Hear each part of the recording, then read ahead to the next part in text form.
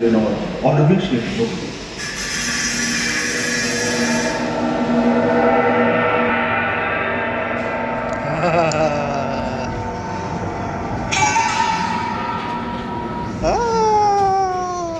तो सर देखो ना, समझ में तो आएगा पहले।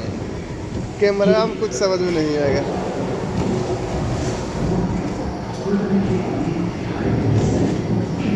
कहते हैं कि 460 करोड़ वर्ष पहले प्रचंड धूल के बवंडर से हमारे सौर जगत का जन्म हुआ। धीरे धीरे पृथ्वी शीतल होने लगी, बहुत सारे गैस बाहर निकलने लगे और पृथ्वी के चारों ओर वायुमंडल के रूप में छा गए।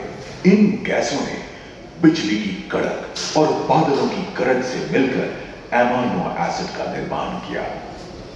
प्राय 350 करोड़ वर्ष पहले प्रथम एक कोशिकीय जीव की रचना हुई। लगभग 280 करोड़ वर्ष पहले स्टोमैटोटाइट्स प्रकाश संश्लेषण के द्वारा वायुमंडल में ऑक्सीजन को छोड़ दिया। वायुमंडल में ऑक्सीजन के स्तर में निरंतर वृद्धि से 120 करोड़ वर्ष पहले एक से अधिक न्यूक्लियस वाले बहुकोशिकीय जीव का जन्म हुआ। इस क्रमिक विकास से ही प्लेटफॉर्म, जेलीफिश, स्टार, देखिए अंदर में मछली है, देखिए अंदर में देखिए। सागर के किनारे वाले अंचल में पौधे लगाने लगे। बहुत तेजी से विभिन्न प्रजातियों की गति मछलियां विकसित हुई। यहाँ जो विशाल मछली दिख रही है उसका नाम है डार्वियोस्टस।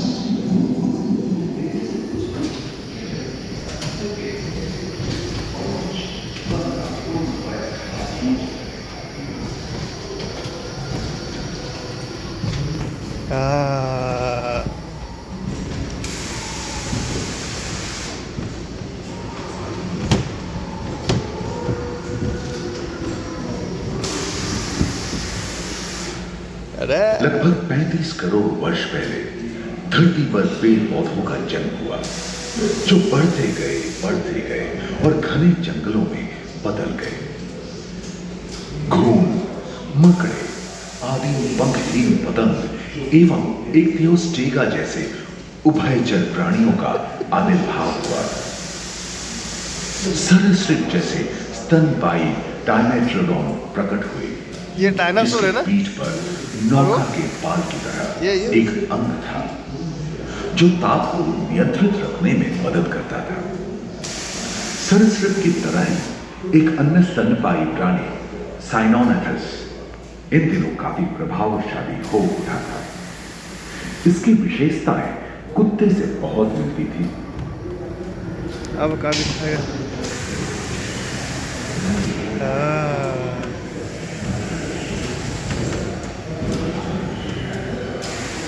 प्राय 1 मीटर तक पंख फैलाने में सक्षम दानव जैसा ड्रैगन फ्लाई, साथ ही दिलचिट्टे, बीटल एवं बिच्छू पृथ्वी के चारों ओर फैल गए थे। धरती में पाए जाने वाले अधिकांश कोयले ही कार्बोनिफेरस युग के मृत पौधे से उत्पन्न हुए थे, जो कि धरती के अंदर दब गए थे। उन दिनों पृथ्वी के 1/3 हिस्से में एकमात्र महादेश था जिसे पैंजिया कहा जाता था। जलवायु गर्म रहती थी।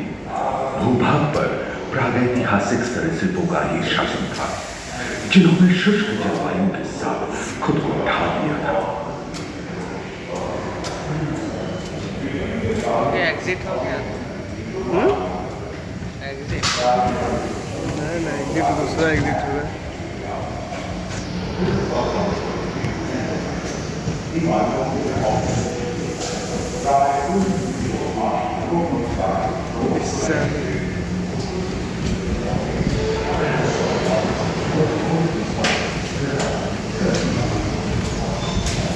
मेंढक, कछुओं और मगरमच्छों का जन्म लगभग 22 करोड़ वर्ष पहले इस धरती पर हुआ था।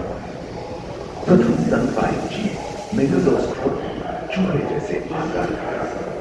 प्राचीन सरीसृप समाप्त होने लगे और उनकी जगह उसको कवर कर रहा है, सील कर रहे।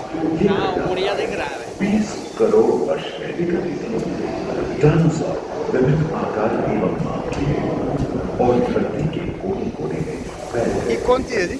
एवं जलवायु के अनुकूल डायनासोर है वेजिटेरियन वाला। इनमें से कुछ तो गिलहरी की तरह हल्के फुल्के थे मतलब यहाँ पर डायनासोर का ही प्रजाति दिखा रहा है ना? वयस्क हाथियों जितने भारी थे। साला गर्दनवा कितना लंबा है।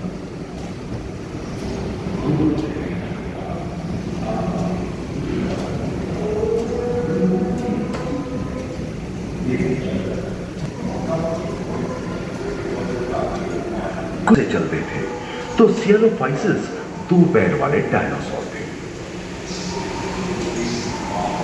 ब्रेकियोसॉरस की लंबाई तो प्राय 23 मीटर थी, जो कि एक टेनिस कोर्ट की लंबाई जितनी थी, और इनका वजन 75 टन था।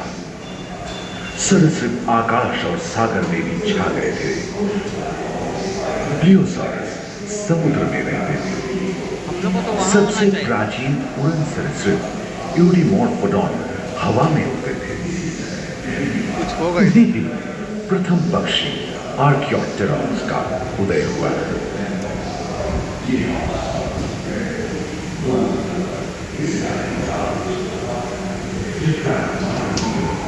अगले 10 करोड़ वर्षों तक, यानी जुरासिक के अंतिम चरण से क्रिटेशियस युग का प्रथम चरण तक डायनासोर के लिए स्वर्णिम युग रहा। जलवायु में नदी की मौजूदगी से पृथ्वी पेड़ पौधों से भर उठी थी।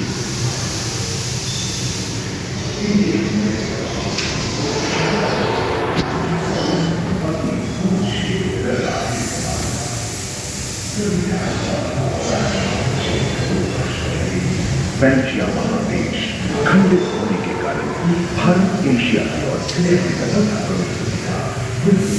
महादेशिक वेदों पलचन होने से ज्वाला में इसके फलस्वरूप आए भूकंप से विभिन्न भौगोलिक आकार एवं आकृतियां निर्मित हुई। स्पाइनोसॉरस की पीठ पर नौका के फाल की तरह एक अंग हुआ करता है, जिससे वो अपने शरीर के ताप को नियंत्रित करता था। एवं ओविराप्टर जैसे छोटे डायनासोर ओलंपिक के तेज धावकों की तरह दौड़ सकते थे। पैरासाउरोपस और ओरिथोसॉरस के सिर पर कलगी होती थी। करीबन 5 मीटर लंबे पंख वाले ये साला कितने देख रहे हैं? फोटो खींचने के लिए लाइटें नहीं देगा। डायनासोर जैसे कि ट्राइसेराटोप्स और एंजिलोसॉरस शाकाहारी थे। लोरेसिया और गुंडवारा नाम के 2 एवं समुद्री गर्भ के कठोर आवरण रॉकीज एवं अन्य पर्वत श्रेणियां निर्मित हुई।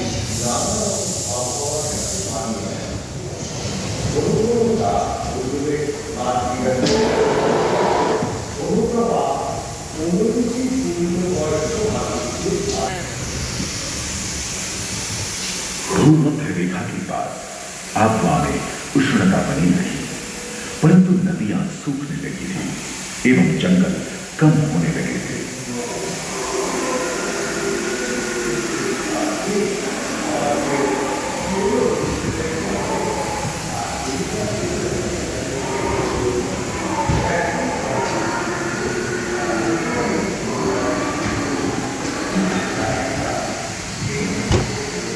एकांत महादेश में जीव जंतुओं का विकास स्वतंत्र रूप से शुरू हुआ। सबसे पहले पुष्प वाले पौधे धरती पर विकसित हुए एवं परागण के लिए कीट पतंगों के साथ संपर्क स्थापित हुआ। वे तेजी से धरती पर बढ़ने लगे। इसी समय पहली बार धरती पर सांपों का जन्म हुआ। डायनासोर में सबसे भयंकर था टिरानोसॉरस रेक्स। भूस्थल पर इसका ही राज चलता था। यह प्राय 12 मीटर लंबा, यानी 2 मंजिला मकान के आकार का था।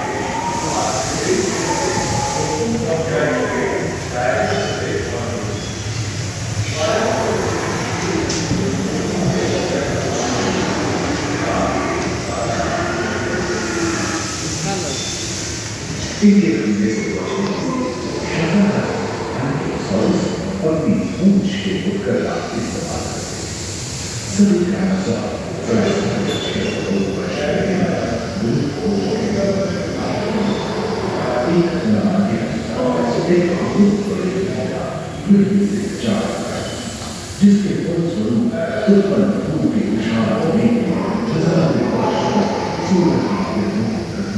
बच्चा सब डरने लगेगा।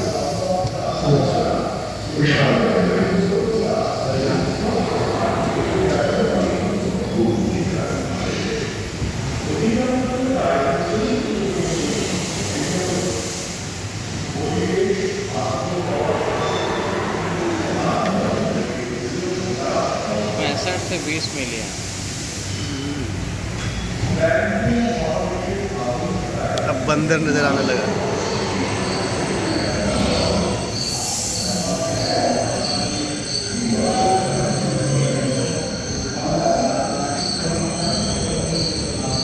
हाथी है ना,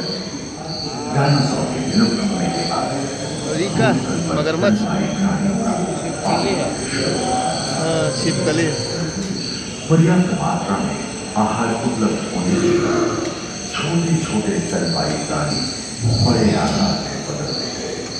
इसी समय बड़े बड़े शाकाहारी एवं मांसाहारी स्तनपायी प्राणी धरती पर नजर आने लगे। विश्व के कई हिस्से जंगल से हरे भरे हो गए।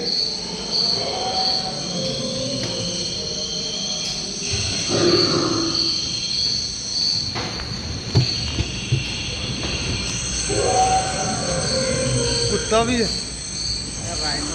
हाथी के पूर्वज डायनोथेरियम और घोड़े के पूर्वज यूहिपस की उत्पत्ति हुई, दिखाएगा जो भालू। आज के हाथी और घोड़े में रूपांतरित हुए। लेमूर, टर्सियर जैसे प्राइमेट भी इसी युग में पैदा हुए। खोखली अस्थियों वाली आज के दिनों की पक्षी इन्हीं दिनों जन्मे थे। डायाट्राइमा जैसे बड़े एवं उड़ने में अक्षम पक्षी उन जगहों में रहते थे जहां मांसाहारी बड़े स्तनपायी प्राणी नहीं मिलते थे। एक एवं बंदरों का जन्म लगभग 1 करोड़ वर्ष पहले हुआ था। इस समय आदि मनुष्यों का भी आविर्भाव हुआ। जलवायु में शीतलता आने एवं ध्रुवों पर बर्फ की चादर। हाथी, ये कौन सी है जी? फर्स्ट वाला राइनो है, राइनो। राइनो ना, हाथी। पृथ्वी के लंबे इतिहास में झांके तो ऐसे कई मौके रहे हैं जब उत्तरी गोलार्ध के अधिकांश हिस्से बर्फ की चादर से ढक गए, जो आइस एज के नाम से जाना जाता है। हम आज ऐसे ही एक आइस एज में रह रहे हैं जो 20 लाख वर्ष पहले शुरू हुआ था। रोएदार गेंडे, रोएदार स्तनपायी और कस्तूरी गायों ने अपने शरीर के रोमों की सहायता से शीतल जलवायु के साथ तालमेल बैठा लिया था। पुष्ट गुंबद आकार के खोलनुमा ट्राइपोडोन जैसे विशाल आर्madillo भी उन दिनों मौजूद थे। सिल्वर टूथ वाले बाघ और विशाल सिंह वाले हिरन जंगल में शान से विचरण करते थे। संभवतः सामने के दांत से मांस को चीरने फाड़ने में हुई अड़चन के कारण यह समय के साथ विलुप्त हो गए। वहीं दानव आकार के हिरन हिंसक जानवरों से बचने के लिए तेजी से नहीं भाग सकते थे। फलस्वरूप वे भी ओझल होते गए। इस समय से ही आधुनिक मानव का क्रमिक विकास शुरू हुआ और विशालकाय स्तनपायी प्राणी धीरे धीरे विलुप्त होने लगी।